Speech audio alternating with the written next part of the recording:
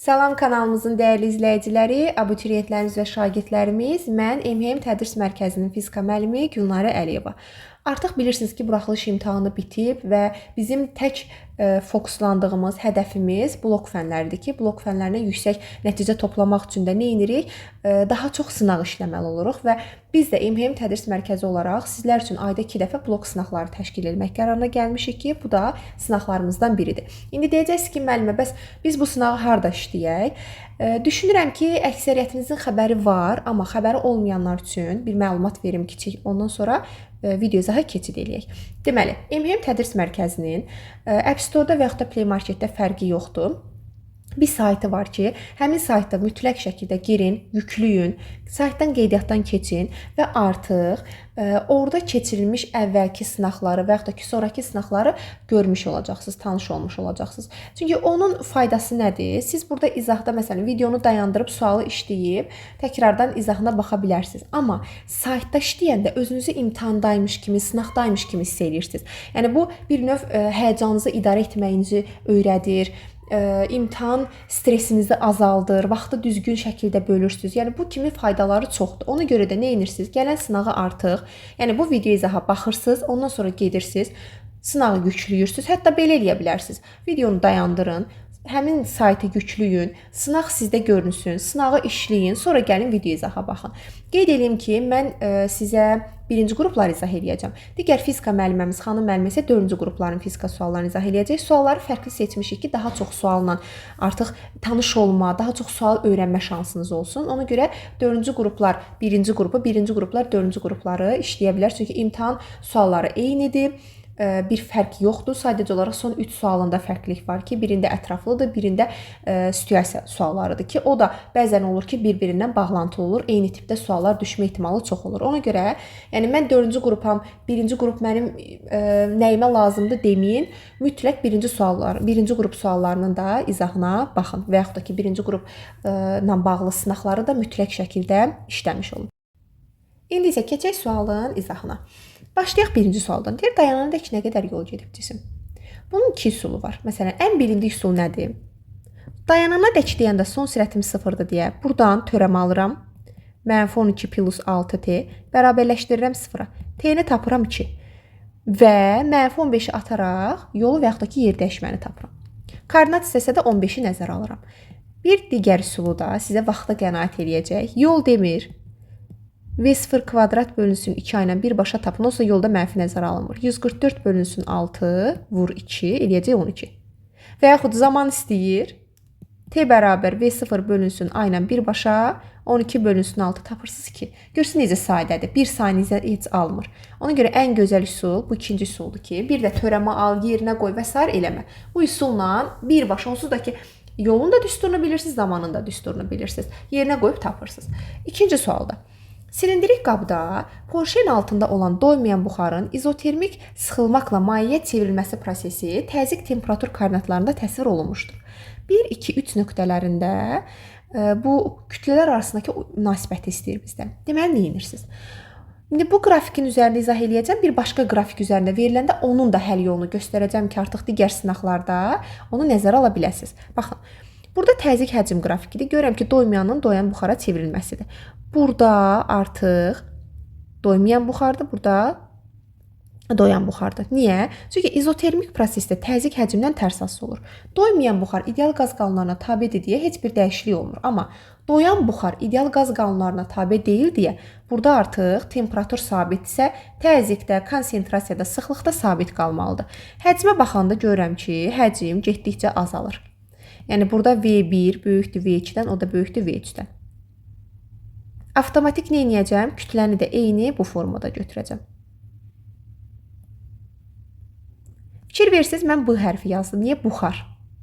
Burada ola bilər ki, sizi çaşdırmaq üçün buxarın kütləsini yox, mayenin kütləsinin müqayisəsini eləsinlər. Onda buxar harda böyükdürsə, maye orada təbii ki, azdır. Ona görə də siz artıq mayenin müqayisəsini istəyəndə 3-ü 2-dən, 2-ni 1-dən böyük götürəcəksiniz. Yəni, buna artıq mütləq şəkildə diqqət edin. İndi gəlin, eyni şərtdir. Sadəcə olaraq bir balaca, qrafiki də eyni verirəm. Bir dənə bilsiz nə dəyişiklik eləyəcəm burada? 3 burada qalsın. 2-ni keçirirəm bu birisi qrafikə. Beyninizdə bir dənə düşünün. İzotermikdə axı bu proseslər kütlənin sabit qaldığı yerdə gedirdi. Çünki təzyiq həcmdən tərs asılıdır. Düstura baxanda, yəni kütlə orada mütləq sabit qalmalıdır. Yəni təzyiq olmasın, sıxlıq olsun. Sıxlıq həcmdən nə zaman tərs asılı olur? Kütlə sabit qalanda. Ona görə artıq mən burada M1 ilə M2-ni bərabər götürürəm. Sonra müqayisədə böyükdür M3 yazıram. Yəni burada artıq diqqət edin. Bu 2 harda durubdu? 2 burada mı durub, burada mı durubdu? Yəni bu xəttin üzərində yoxsa bu xəttin üzərində dayanıbdı? Onlara diqqət edin ki, sonra deməyin ki, müəllimə məsələn bunu izah vermişdi və yaxud da topulda belə bir sual var idi. Mən burada kütlələri bu formada yazırdım. Niyə gəldi bu formada çıxdı? Bax bu 2-nin dayanma nöqtəsinə görə. 2-ni hətta bax çaşdırmaq xüsusi burada da verə bilərlər. Yenə bu xəttə aiddir. Yenə sən 1 ilə 2-ni bərabər 3-ü onlardan kiçik götürəcəksən. Aydın oldu? Keçdi indi 3-cü suala. O nöqtəsi ətrafında sərbəst dönə bilən çəkisiz linkdir. Yəni çəki nəzərə alınmır. İşimiz asandır. Yəni şəkildə nə varsa onlardan işləyəcəyik. MX, MY, MZ kütləli, X, Y və Z cisimləri şəkildəki kimi tarazlıqdadır. Tarazlıq da mənim işimi asanlaşdırır. Sağ-sol bir-birinə bərabərdir. İndi burada deməli 3M-dir. Bura 3M-dir. Yəni 6M. 6M-lə lincə qədər bir dama var. 6M vurulsun 1. Bərabərdir. Y-i mənə verib 2M. 2M-lə lincə qədər bir dama var. Üstünə gəlirəm. Z-dən lincə qədər Z-i bilmirəm. MZ deyək buna. MZ-dən lincə qədər 2 dama var. Keçsə bu tərəfə 4M bərabər 2MZ olacaq. MZ də bərabər olacaq 2-yə. A variantı. Sonra 4-cü suala baxıram. Şəkildəki eyni kütləli birciz bərk cisimlərin yerə göstərdikləri təzyiqləri və təzyiq qüvvələrini müqayisə edin. Görürsünüz, üzərində işarə elədim. Eyni kütləli. Təzyiq qüvvəsi ilə MJ-dir də. Kütlələr eynidirsə, deməli təzyiq qüvvələri bir-birinə bərabər olacaq. Təzyiq deyəndə biz bilirik ki, F bölünsün ist. Yəni təzyiq qüvvələri sabitdir. Mən sahəyə görə baxacağam. Sahə ilə tərs asıdır. Sahəsi geniş olanda təzyiq kiçik, sahə dar olanda, yəni balaca olanda təzyiq çox olacaq. Deməli burada baxıram ki, eyni sahədir. P2 ilə P3-ü bir-birinə bərabərləşdirim və bunları böyük götürüm P1-dən. Deməli P2 bərabər P3 böyükdür P1-dən, F-lər də bir-birinə bərabər. C variantı. Gəldik 5-ci suala. Deməli, axın sürəti 4V olan çayda suya nəzərən, sürəti 3V olan üzgüçünün yerə nəzərən sürəti neçə V-dir? Baxın, biz vektorların toplaması, çıxılması qaydasına nə edirdik? Bunu gətirib eyni bunun sonuna birləşdirirdik və başlanğıcla sonu birləşdirirdik. Bura 3V-dir, bura 4V-dir. 90 dərəcə əmələ gətirirsə, bura nə olacaq? Hipotenuzdur da 5V. Deməli, neçə V-dir? 5. 6-cı sualda dalğanın yayılma sürəti 2-dir. Periodumuz 5-dir. Dalğa uzunluğunu tapın. Lambda bərabər V-dir. 2 vurulsun 5 eləyəcək 10 metr. 7-ci sualda deyir cisim 9 metr hündürlükdən sərbəst düşür. Yer səthindən hansı hündürlükdə cismin kinetik enerjisi onun potensial enerjisindən 2 dəfə çox olacaq? Bu tip suallarda mütləq kinetik enerjinin düsturunu yazın. Gəlin burada ağ vərəqdə yazaq. Baxın, dedik nə olur? Kinetiklə potensialın cəmini bərabərləşdirəcək tam enerjiyə. Kinetik potensialdan 2 dəfə çoxdur. Deməli, birbaşa da yaza bilərik, açıq yazım tam aydın olsun. 2Y potensial plus Y potensial bərabər olacaq Y tamam. 3Y potensial bərabər olur Y tamam. Potensial enerjinin düsturu MGH-dır. Tamın da düsturu MG böyük H deyək. MG-lər gedəcək. 3H bərabər olacaq. Bax, sərbəst düşür. Artıq bu sizdəki tam enerjidəki hündürlüyü nəzərdə tutur. Deməli, buna yazıram 9. Burada H da bərabər olacaq 3-ə. Yəni, sərbəst düşür olmasaydı, müəyyən bir hündürlükdə olsaydı, 9 elə versəydi, onda mən balaca H-ın yerinə 9 yazardım. Gəldik 8-ci suala. Müsbət nöqtəvi Q0 yükünün yaratdığı elektrik sahəsində müsbət Q yükü ABCDA qapalı kontur üzrə hərəkət etdirilmişdir. Hansı hissədə yükün yer dəyişməsi zamanı sahənin gördüyü iş müsbətdir? Yuxarı yenə qayıdıram. Müsbət nöqtəvi yük, müsbət Q yükü. 2 müsbət nə edir uşaqlar? Ən sadə üsulla izah edəcəm sizə. 2 müsbət bir-birindən itələnir. Deməli, 2 müsbət bir-birindən itələnir BC-dədir. Hər şey qaydasında. Deməli, burada iş müsbətdir. Amma AD-də görürsüz, DA hissəsində ona yaxınlaşır. Axı 2 müsbət bir-birindən itələnməlidir, o yaxınlaşmalı deyil. Deməli, burada işimiz mənfidir ki, o işlər tərs gedibdir. Başa düşdünüz? Amma bir müsbət, bir mənfi olsaydı, bir müsbət, bir mənfi nə edir? Bir-birini cəzb edir. Onda mən cəzb olunma hissəsində görülən işi müsbət götürərdim. Uzaqlaşan hissədə görülən işi mənfi götürərdim. Və görülən işlə bağlı potensial enerjinin artıb azaldığını, nə bilim, kinetik enerjinin artıb azaldığını sizdən soruşa bilərlər. Biz də bilirik ki, məsələn, deyər harda potensial enerji artır, harda potensial enerji azalır. Bu misal üzərindən götürsək, bunları silim.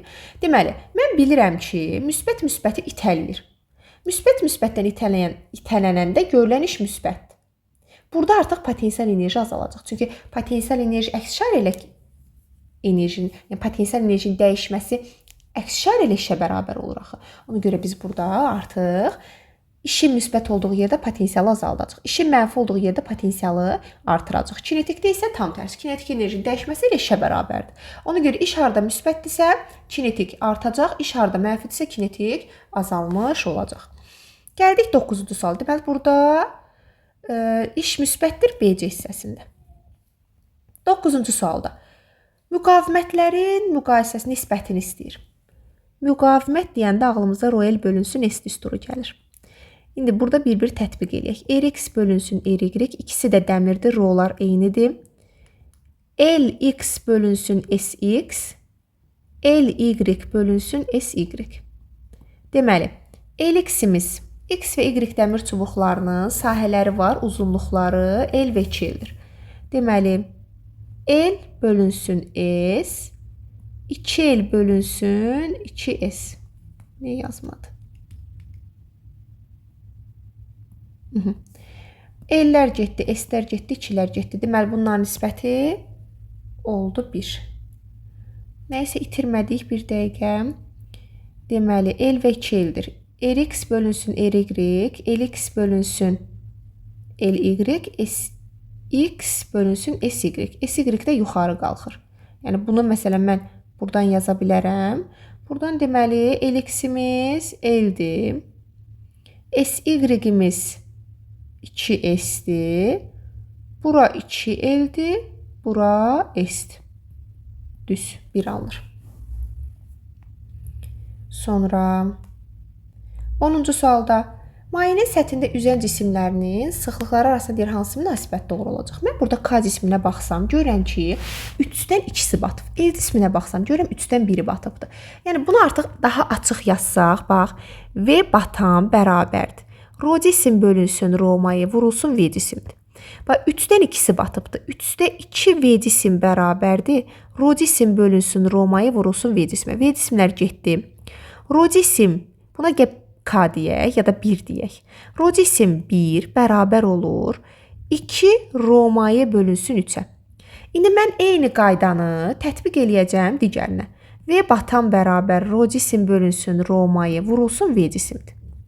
Buradan 3-də 1, çünki 3-dən 1-i batıbdır.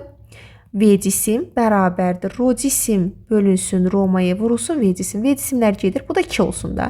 Rho cisim 2 bərabər olacaq. Rho maye bölünsün 3-ə. Tərəf-tərəfə böləndə artıq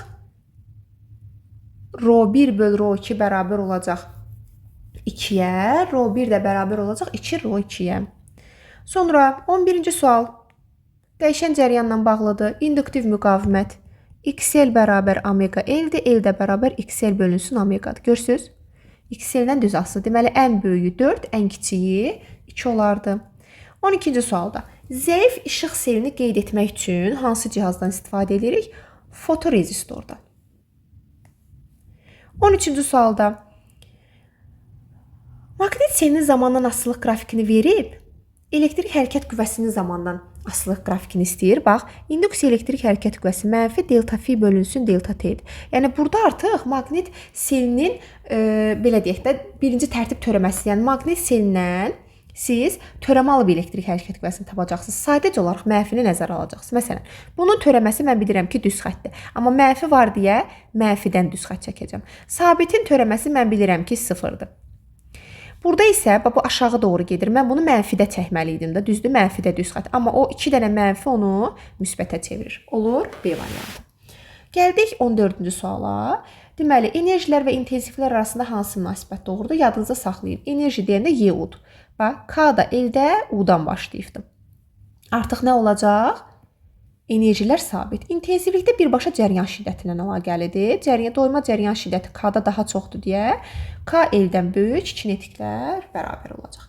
Burada məsələn sürətlərdə bərabər ola bilərdi. Çünki sürət də kök altda 2y-u bölünsün m-dir. İmpuls kök altda 2m-y-udur. Yəni impuls sürət burada bərabər olacaqdır. Say məsələn cəryan şiddət, doyma cəryan şiddətinə əlaqəlidir. O da K L-dən sayda müqayisəsini istəsə K L-dən böyük olacaqdır. Onlara diqqət edin. Yəni burada artıq işıq kvantlarında əsas məsələ budur. Kinetikdə nəyə baxacam, intensivlikdə sayda nəyə baxacam, sürətdə, impulsda nəyə baxacam və s. 15-də maqnit seli və maqnit sayəsinin enerjisinin necə dəyişdiyini soruşur. Bax, maqnit seli L-dir, maqnit sayəsinin enerjisi L kvadrat bölünsün ki, yəni bunlar birbaşa cəryan şiddətinə əlaqəlidirlər. Bir də indi düşünün, cəryan şiddəti müsbətdən mənfiyə doğru cəryan axır. Bax, belə gəlir, oxa çıxır. Bax, bu qədər yol getmiş oldum. Sonra sən onu sağa doğru sürüşdürəndə sən yolunu biraz uzadırsan. Yol uzananda R bərabər ρ L bölünsün S düsturuna görə müqavimət artır. Müqavimət artırsa, Ohm qanununa görə I bərabər U bölünsün R, cəryan şiddəti azalmalıdır. Cəryan şiddəti azalırsa, bu ikisi də onunla bağlı olaraq azalmış olacaq. 16. Bayaq dediyimiz düstur, bax, impuls kök altda 2m Y kinetikdir. Kinetikin də yerinə QU, YU yaza bilərsiniz. Hətta U'nun yerinə YL və yaxud YD də yaza bilərsiniz. Bax, bu sualda yadınızda saxlayın, düşmə ehtimalı çox olan suallardandır. Deməli, nə oldu bizdə? Zərrəcin impulsu. 17-ci sualda. Deməli, deyir ki, məftidən asılmış yükün kütləsini dəyişmədən onu eyni materialdan hazırlanmış və eyni kəsinlik sahəsi 1.5 dəfə böyük olan məfti ilə əvəz etdikdə mexaniki gərginlik əvvəlki ilə müqayisədə necə dəyişəcək? Bax, F bölünsün S. F-in də yerinə mg qoyuram. Mg bölünsün S. Yəni, burada artıq nə baş verəcək? Sən sahəni artırdıqca mexaniki gərginlik həmin qədər də azalmış olacaq. 18-də. Atom nüvə fizikasına aiddir. Burada alfa ilə betanı mütləq şəkildə bilməlidir. Yük ədədi nə qədərdir, kütlə ədədi nə qədərdir. Ondan sonra məsələn nə var həll eləməyə? Bax, alfamız helium 2 4-dür. 4-ə vurmusan deyə 8 16 olacaq. Üstünə gəlirəm. Betam elektron mənfi 1 0-dır. Amma betam müsbət olsaydı elektron 1 0 olardı. Bax, onu yadınızda saxlayın. Mənfisinə, müsbətinə mütləq fikir verin. 2-yə vurulma var deyə bura mənfi 2 olacaq, bura 0 olacaq. Bunun yekunu aşağıda 6, yuxarıda 16-dır. 212-dən 16 çıxsan, yəni belə düşün də, nəyin üstünə mən 16 gəlsəm 212-ni verəcək 196-nın. Nəyin üstünə mən 6 gəlsəm 104-ü verəcək 98-i. Deməli oldu B variantı. 19-cu sualda proyeksiya aparatının obyektivinin optik qüvvəsi 5.2 dioptriya olarsa, ondan 20 sm məsafədə olan diapozitivin ekranda neçə dəfə böyüdülmüş xəyal alınır? Yəni, bizdən Q-ni istəyir. Q bərabər F bölünsün D-dir. D-miz var 0.2. Gəlin F-i tapaq. Bizdə deməli, böyüdülmüş xəyaldırsa bu toplayıcı linzadır. 1 bölünsün F bərabərdir 1 bölünsün D plus 1 bölünsün F. Bu cisimdən linzaya qədər olan məsafə, bu linzadan xəyala qədər olan məsafədir. İndi, onsuz da bu ikisi eynidir. Ya xəyal məsafəsini verəcək, ya optik qüvvəni verəcək. 5.2-ni götürdüm. Bərabərdir. 1 bölünsün 20 cm 0.2-dir. Üstə gələk 1 böl F. Bu 1 böl 0.2 5-dir da. 5 plus 1 bölünsün F. Buradan F bərabər olacaq. Deməli, 0.2-yə. Oy, 0.2-nə 5.2 çıx 5, 0.2. 1 böl F 0.2-dir. Bax, nəsə burada fərqli alınmalıdır. F də bərabər olur 5-ə. Gətir yerinə qoy. 5 böl 0.2. Bu da mənə verir 25-i. Y variantı. Başa düşdünüz? Deməli, mən burada optik qüvvədə 1 böl F-dir və Burada nazik linza düsturudur da, toplayıcı linzada toplayıcı linza olduğunu hardan bilən böyüdülmüş xəyal orada alınır. Səpicidə məsələn həmişə kiçildilmiş xəyaldır. 1/d plus 1/f-dir. Buradan yerinə qoyuram, f-i tapıram. Sonra da f-i d-yə bölüb bu xətti böyütməni tapıram ki, görüm neçə dəfə böyüdülmüş xəyal alınıbdır. Gəldik 20-ci suala. Yükün maksimal qiymətini məndən istəyir. Q bərabər, əgər gərginlik və tutum varsa CO-dur. Maksimal qiymət istədiyi üçün Q maksimal bərabər olacaq o maksimal C-yə. Və salam. İşimiz çox asandır. Elə cavabı da mikro ilə istəyir deyə çevirmə aparmıram. 4 vurulsun 200. O da olacaq 800. 21-ci sualda. Kiloqram metr böl saniyə kvadratına elə tez odaqlandım. Bu mənə nəyi verir? Kiloqram metr böl saniyə kvadratı. Newton qüvvəni. F vurulsun volt. İndi qüvvəmiz F-dir. Farad tutumdur. Volt gərginlikdir. CO da mənə yükü vermir. F bölküdə məndə olacaq intensiv. Bax, nə Newton açdım, nə faradı, nə voltu açıb ixtisar aparıb intensivliyin BC-də əsas vahidini çıxartmadım. Birbaşa düsturla. Kiloqram metr böl saniyə kvadratı qüvvənin vahididir. Qüvvəni yazdım. Farad tutumun vahididir. Volt gərginliyin vahididir. C vurulsunu mənə yükü verir. F bölünsün Q də mənə intensivliyi verir. Bu qədər. Gəldik 22-ci suala. 22-ci sualda görürəm ki, biraz qarışıq bir dövrədir və mən tam şəkildə tuta bilmirəm də bu ardıcıl birləşib yoxsa paralel birləşibdir. Ona görə nə edəcəm? Ümumi tutumu hərfləndirmə üsulundan gedəcəm. Gəlin belə eləyək. Bax, müsbətdə başlayıb cəryan mənfidə bitmir. Gəl bu tərəfə bir A nöqtəsi qoyaq, bu tərəfə bir B nöqtəsi qoyaq. İndi əgər mənim qarşıma hər hansı bir maneə çıxmırsa, mən hərfimi davam elətdirəcəm. Bax, hər hansı bir maneə çıxmadı. A. Burada isə B-də yenə hər hansı bir maneə çıxmır. B. Ondan sonra nə edəcəm? Bir uc A, bir uc B-dir da. İndi burada məsələn əlavə bir hərf ortaya çıxmadı. Əlavə bir hərf də ortaya çıxa bilərdi. Amma mən nə edirəm? Həmişə müsbət tərəfdə bir tərəfə yığıram mənfini, bir tərəfə yığıram, ortada yeni əlavə bir hərflər ortaya çıxırsa, ortaya onu yazacağam. Məsələn, deyək ki, burada bir tutum olsaydı C. Artıq sən bura bir D qoyardın və D-ni bu ortada bir yerə yapışdırardın. Yəni orada artıq bunu diqqətə alırsınız. Hərfləndirmə üsulu çox sadədir və hərfləndirmə elə bir işinizi qaranti altına alır. Rahat məsələnizi həll edirsiniz. Burada deməli, bax A-dan B-yə bir dənə C var. Çəkdim. Sonra A-dan B-yə bir də 3C var. Çəkdim. Bu getdi. A-dan B-yə 6C var. Çəkdim. A-dan B-yə 2C var. Onu da çəkdim. Paraleldir hamısı. Paraleldə biz tutumları nə edirdik? Toplayırdıq. C, 3C, 6C, 2C. Hamısını topladım elədi. 12C. Bu qədər. İndi 23-cü suala baxırıq. İki disk şəkildəki kimi qayışlı ötürmə vasitəsilə fırladılır.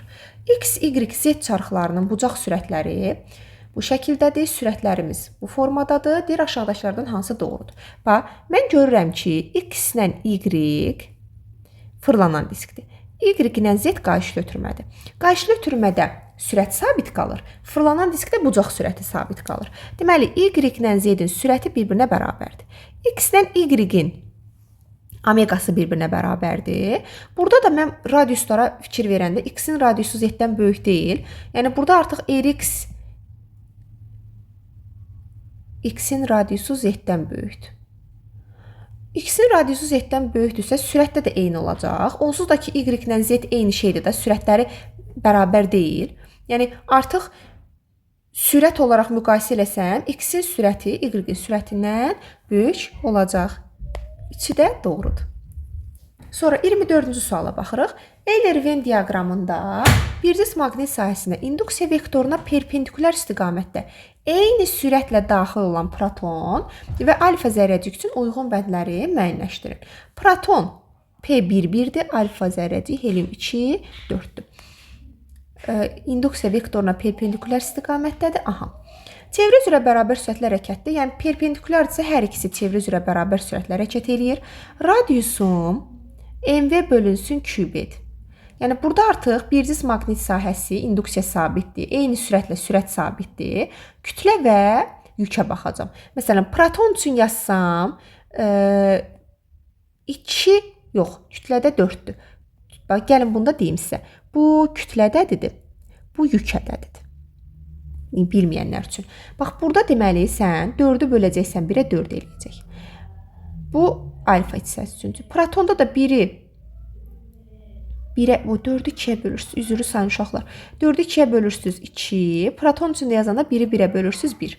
Demək ki, əyrilik radiusu daha böyükdür. Harda? Alfa zərrəcikdə. Əyrilik radiusu daha kiçikdir protonda.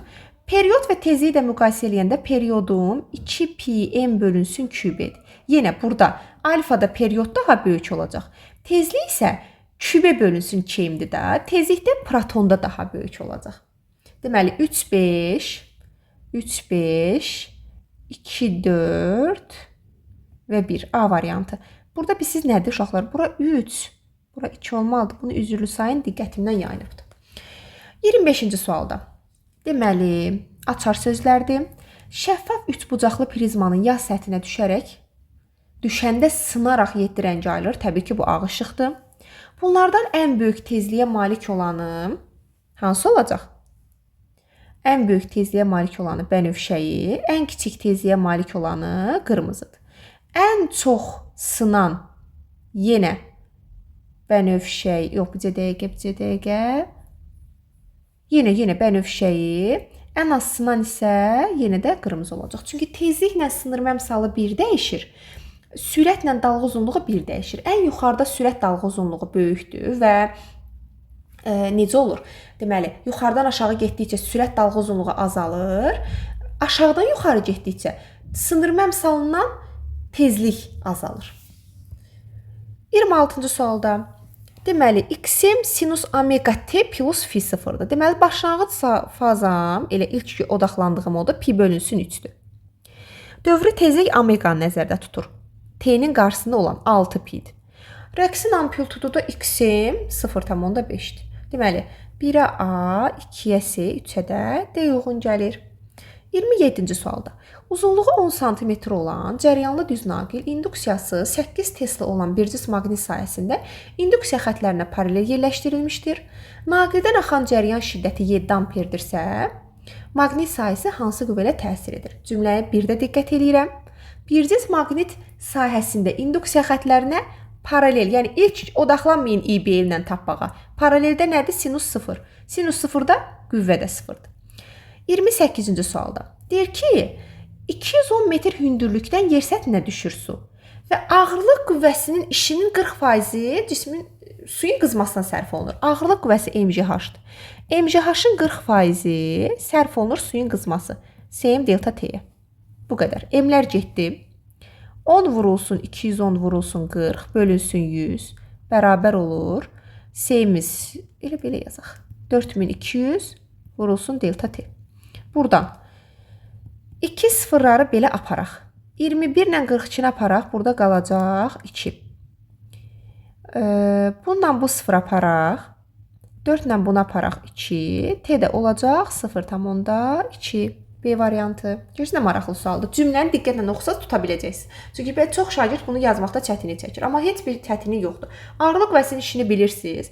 Suyun qızmasına sərf olunan o istilik miqdarı Sm delta t-ni bilirsiniz. Bu nə var ki, Sm delta t-ni bərabərləşdirirsiniz ağırlıq qüvvəsinə. Sadəcə olaraq 40% sərf olunduğundan ağırlıq qüvvəsini, yəni 40%-də elə bil ki, 40-a vurub 100-ə böləcəksiniz. Vəssalam. 29-cu sualda. Deməli, uyğun düsturları yazmaqla bir cis elektrik sahəsinin qüvvə xətləri istiqamətində hərəkət edən mənfi yüklü zərrəciyin yer dəyişməsinin modulunun zamandan asılı qrafikini çəkin deyir. Deməli, burada baxıram ki, mənfi yüklü zərrəcikdir. Mənfi yüklü zərrəcikdə qüvvə intensivliyin əksinə gedir. Qüvvə intensivliyin əksinə getdi. Burada necə oldu indi hərəkət? Yavaşlayan. Artıq nə olacaq? D variantı. Gördünüz, bir dənə mənfi yükə diqqət eləmək lazımdır. 30-cu sualda. Bir cis maqnit sahəsində yerləşdirilmiş Wilson kamerasında yüklü zərrəciyin izi KL qövsü şəklindədir. Deyir, bu hansı zərrəcəkdir? Sol əlinizə tutursunuz. X-də ovuc içinizə baxırsınız. Sürət 4 barmağı göstərir. 4 barmaq olanda baxırsınız ki, baş barmaq soladır. Yəni, Lorentz qüvvəsini siz tapdınız sola doğru. Amma bunun meylənməsi sağa doğrudur. Deməli, bu mənfi yüklü zərrəciymiş ki, tapdığınızın əksini götürmüsünüz. Mənfi yüklü zərrəcik də hansıdır? Elektron. Bax, protondur, pozitrondur, alfa zərrəcikdir. Bunlar müsbət yüklü zərrəciklərdir. Neytron yüksüz zərrəcikdir. Yüksüz zərrəciyə qüvvə təsir etmir. Yəni, meylənmə olmasaydı, dümdüz getmiş olsaydı, mən deyərdim ki, bu neytrondur. Amma tapdığımın əksidir deyə mən məcburam ki, deyəm bu mənfi 300 zərrəcikdir. Mənfi 300 zərrəcik də ya antiproton olacaq, variantlarda bunu axtarırsınız, ya da elektron axtarırsınız. Bu qədər. Ümid edirəm ki, bu sınaq sizin üçün maraqlı oldu və nəticələriniz sizi qane edəcək. Qane etməsə belə, yəni düşünün ki, deyək ki, sizin 10 dənə səhviniz çıxıb, düşünün ki, 10 dənə yeni sual öyrəndiniz.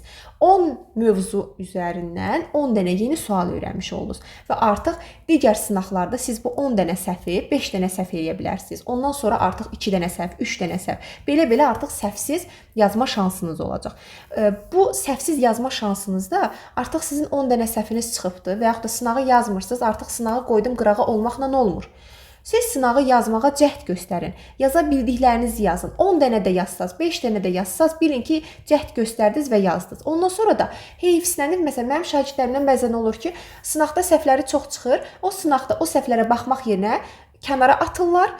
Heç onun izahına nəinki baxmaq, yəni nəinki öyrənmək, izahına belə baxmaq istəmirlər. Yəni bu da artıq nəyə gətirib çıxardır? İkinci sınaqda yenə eyni səhvləri, hətta ondan artıq səhvlər etməyincə gətirib çıxardır. Ona görə də siz mütləq şəkildə sınaqları işləyərkən səhvlərinizdən qorxmayın.